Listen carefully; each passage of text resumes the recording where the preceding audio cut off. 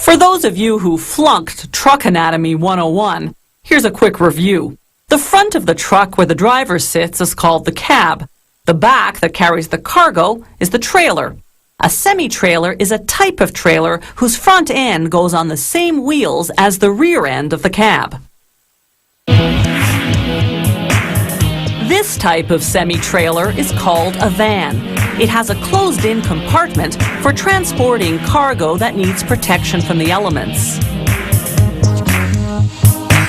To make the coupler plate, the part that attaches the van to the truck cab, they submerge steel plates in water to quell the smoke that metal cutting generates.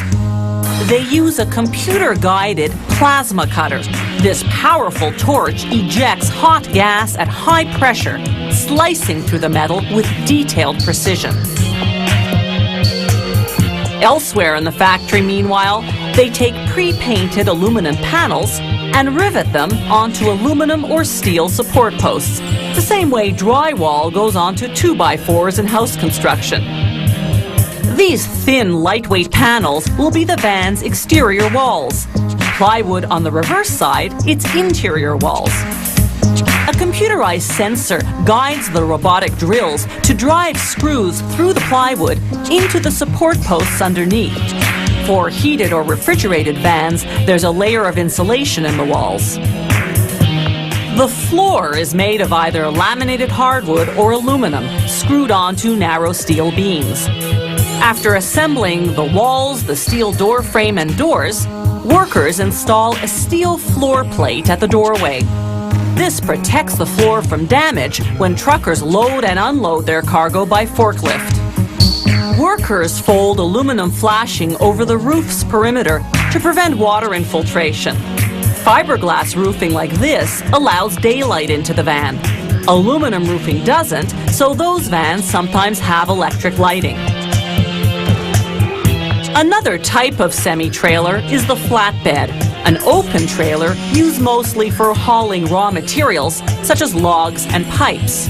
Heavier flatbed models are made of thick, higher-grade steel.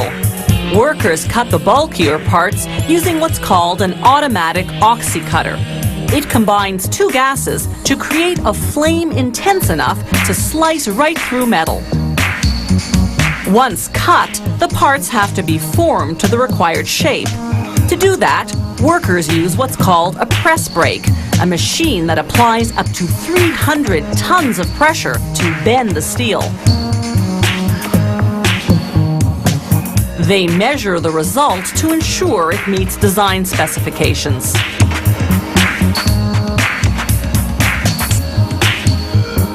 The chassis will have two main beams running the length of the flatbed.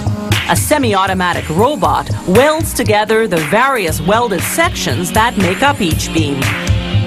A worker follows behind, inspecting the joints and removing welding residue.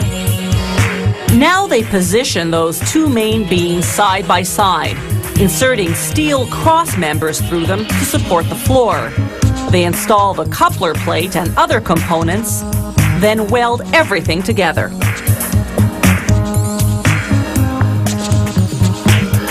Flatbeds come in extendable versions designed to accommodate loads of various lengths. They extend and retract on steel rollers operated by controls located inside the truck cab. With the chassis complete, they can now work on the axle assembly. Semi-trailers have an air brake system. When the driver applies the brakes, there's a release of air pressure into the brake chambers, triggering the brake shoes to bear down on the brake drums and stop the vehicle. Once the wheels and suspension system are in place, workers install the axle assembly under the trailer.